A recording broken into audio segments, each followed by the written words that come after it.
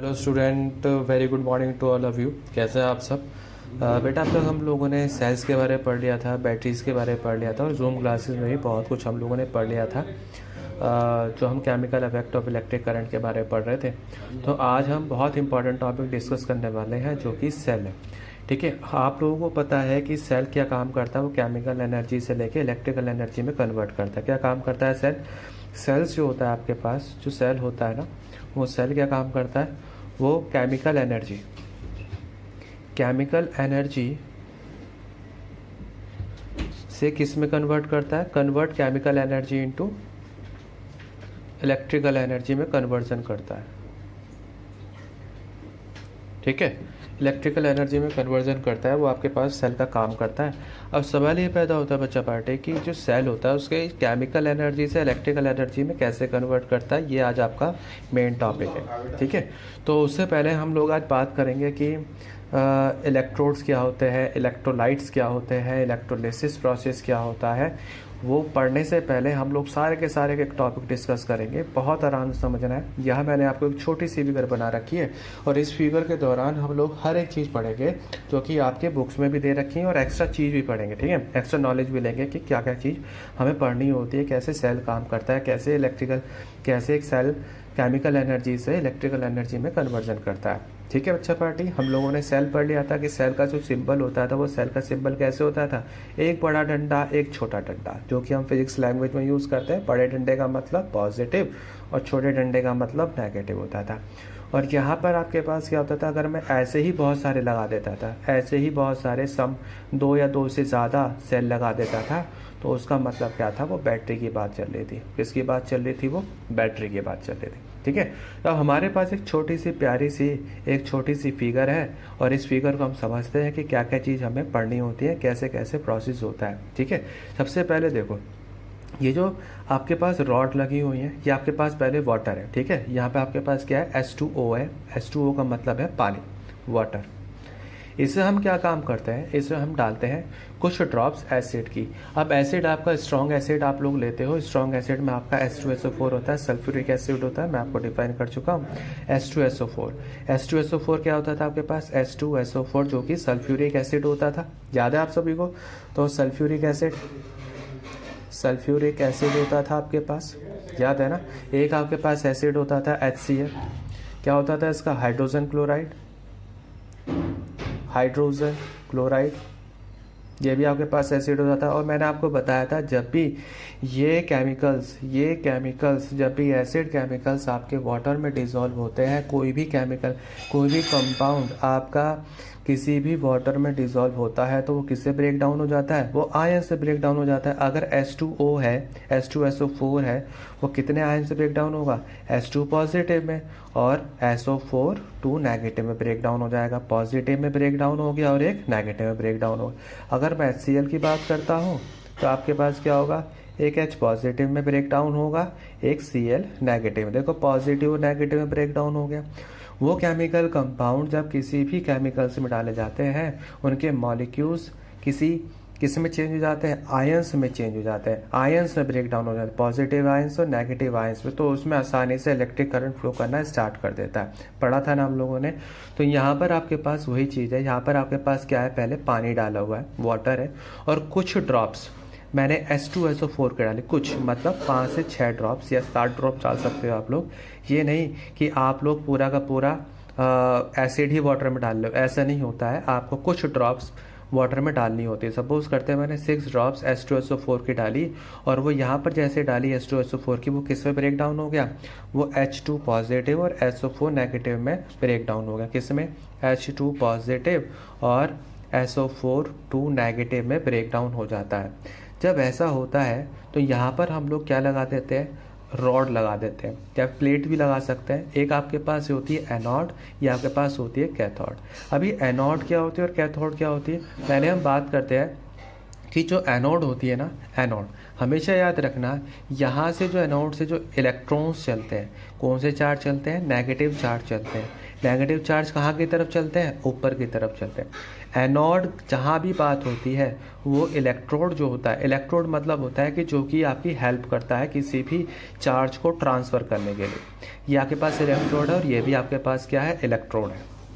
ठीक है, तो आपके पास एनोड का, जहाँ भी एनोड होता है तो एनोड का मतलब होता है वहाँ से आपके इलेक्ट्रॉन्स जो होंगे, नेगेटिव चार्ज जो होंगे वो कहाँ जाते हैं, वो ऊपर की साइड जाते हैं। कहाँ, पॉजिटिव चार्ज के। देखो यहाँ बैटरी लगी हुई है, ये आपके पास पॉजिटिव होता है, नेगेटिव। मैंने आपको बैटरी का रोल बताया था, सेल का रोल भी बताया था, एक तरफ पॉजिटिव होता है, एक तरफ नेगेटिव होता है।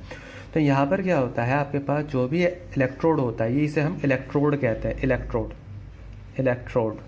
और इसे भी हम क्या कहते हैं, इलेक्ट्रोड कहते हैं, इलेक्ट्रोड। ठीक है, तो यहाँ देखो ये आपके पास एनोड नाम दे दिया जाता है, इसको हम कैथोड का नाम दे दिया जाता है। एनोड का नाम इसलिए दे दिया जाता है क्योंकि यहाँ से नेगेटिवली चार्ज पॉजिटिव की तरफ दौड़ते हैं।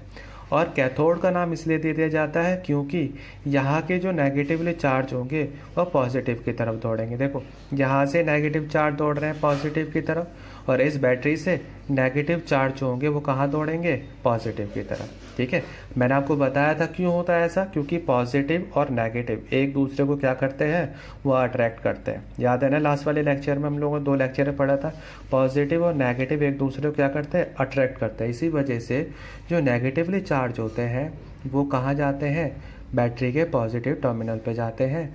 और जो अगर इसकी पॉजिटिव की बात, कैथोड हम लोग नाम देते हैं, पॉजिटिव चार्ज किसको एक्सेप्ट करते हैं, वो नेगेटिव को एक्सेप्ट करते हैं। यहाँ से यहाँ ट्रांसफ़र होते हैं नेगेटिव चार्ज, और कैथोड क्या काम करते हैं, उसको एक्सेप्ट करते हैं। एनोड अपने घर से बाहर निकालते हैं और कैथोड अपने घर के अंदर लेते हैं। समझ आ गया, एनोड का मतलब होता है कि चार्ज को बाहर निकालना, और कैथोड का मतलब क्या होता है, चार्ज को अपने अंदर एब्जॉर्व करना, अपने अंदर लेना। बात समझ आ गई, तो एनोड कहते हैं इसे कैथोड, और ये इलेक्ट्रोड का काम क्या होता है कि चार्ज को आसानी से ट्रांसफ़र करना। सिंपल सी बात, समझ आ गया ना इलेक्ट्रोड। तो हमें ये वाला पार्ट तो हमें समझ आ गया कि इलेक्ट्रोड होता क्या। अब क्या हुआ कि जब आपके पास SO4 2 नेगेटिव, यहाँ पर आपके पास आयंस थे जो ब्रेक डाउन हो गए, वो उसके जो नेगेटिवली चार्ज होते हैं वो इसकी तरफ दौड़ते हैं, क्योंकि हमें पता है कि जो नेगेटिव होंगे वो कहाँ दौड़ेंगे, वो इस साइड से ऊपर दौड़ेंगे, है ना, इस साइड से ऊपर दौड़ेंगे। अब जैसे ही नेगेटिव इस साइड से ऊपर दौड़ेंगे, कहाँ आएंगे, वो नीचे की तरफ आएंगे। फिर ये वाला कॉन्टिन्यूस प्रोसेस आपका यहाँ पर चलता ही रहता है। इसके अंदर देखो, यहाँ से नेगेटिव आए, इधर से नेगेटिव आए, ऊपर गए, यहाँ से बैटरी में गए, फिर यहाँ से इलेक्ट्रॉन कहाँ गए, इस साइड गए, तो फिर कहाँ गए, इसने एक्सेप्ट कर लिए। फिर यहाँ से छोड़ते हैं दोबारा, फिर दोबारा ये लेते हैं, फिर यहाँ से यहाँ चलता है, फिर ये कॉन्टिन्यूसली प्रोसेस हमारा क्या चलता रहता है, चलता ही रहता है, और ये कॉन्स्टेंटली चलता है। अब जो नेगेटिव चार्ज है ये पॉजिटिव, देखो यहाँ पॉजिटिव है, पानी भी है, तो ये इसकी तरफ भी अट्रैक्ट हो जाते हैं। क्यों होता है यहाँ पर अट्रैक्ट, देखो मेरी बात, ये आपके पास कौन सा था, नेगेटिव। अब यहाँ चलते चलते चलते चलते यहाँ भी कौन सा आ गया, नेगेटिव आ गया, और यहाँ पर H के साथ कौन सा चार्ज है, पॉजिटिव चार्ज है। तो पॉजिटिव किसकी तरफ अट्रैक्ट होगा, इसकी तरफ अट्रैक्ट होगा नहीं होगा। देखो अलग से देखो, ये आपके पास 2 प्लेट्स है, ये आपके पास 2 प्लेट्स है, ये आपके पास बैटरी लगी हुई है।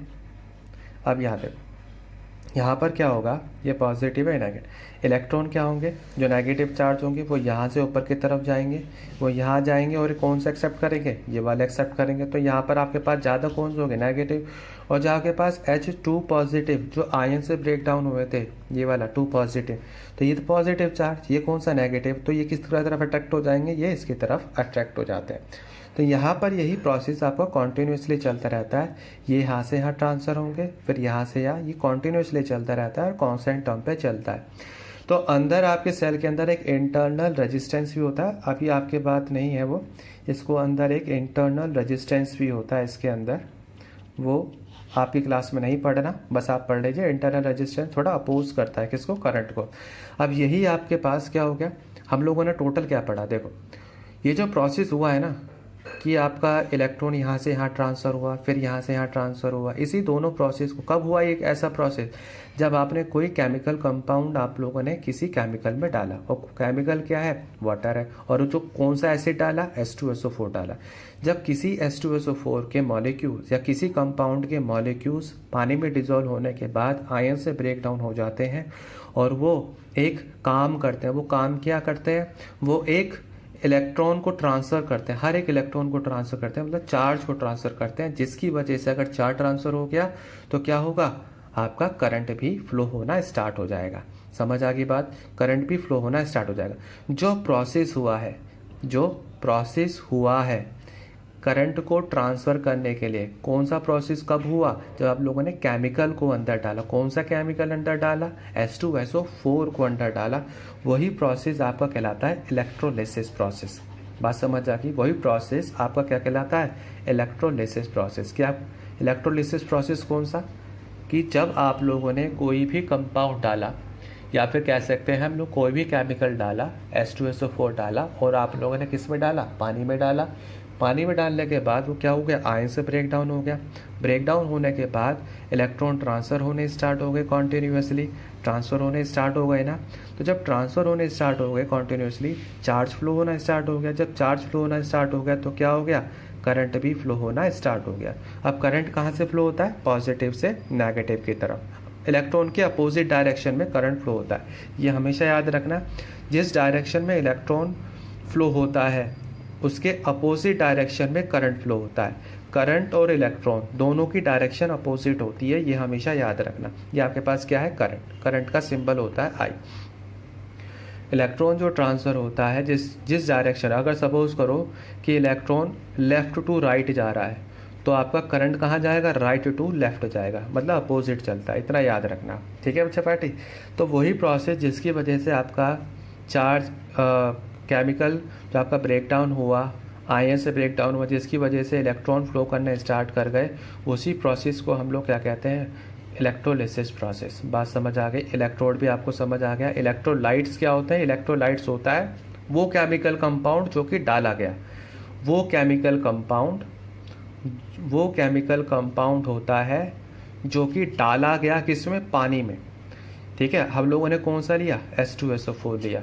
ये किस में डाला गया, पानी में डाला गया, जिसकी वजह से वो प्रोसेस हुआ, वो होता है आपके पास इलेक्ट्रोलाइट। और जो प्रोसेस है वो होता है आपके पास क्या, इलेक्ट्रोलिसिस। बात समझ आ गई। जो पानी में डाला गया जिसकी वजह से करंट फ्लो होगा, वो होता है आपके पास इलेक्ट्रोलाइट। जब करंट फ्लो हो जाता है वो पूरे प्रोसेस को हम कहते हैं इलेक्ट्रोलिसिस। इलेक्ट्रोड आपका समझ आ गया, एनोड होता है, और ये क्या होता है, कैथोड होता है। जब नेगेटिव चार्ज और पॉजिटिव चार्ज की बात आती है, आयन से ब्रेक डाउन हो जाते हैं, उसे हम कहते हैं एनायंस, और पॉजिटिव को कहते हैं कैटायंस। नेगेटिव चार्ज की बात हो रही थी अभी, और पॉजिटिव की बात हो रही थी। तो नेगेटिव को हम एक नाम देते हैं, क्या कहते हैं, एनायंस। पॉजिटिव को क्या कहते हैं, कैटायंस। आई होप आपको ये पूरा प्रोसेस समझ आ गया होगा। इसे बार बार रिपीट करके देखिए, अपने दिमाग में फीड कीजिए, ठीक है। हम फिर जूम क्लासेस पे इसको डिटेल में पढ़ेंगे। बात क्लियर हो गई, ठीक है। आज के लिए इतना रखते हैं। That's all, have a nice day. घर में रहिए, सुरक्षित रहिए, टाटा बाय बाय।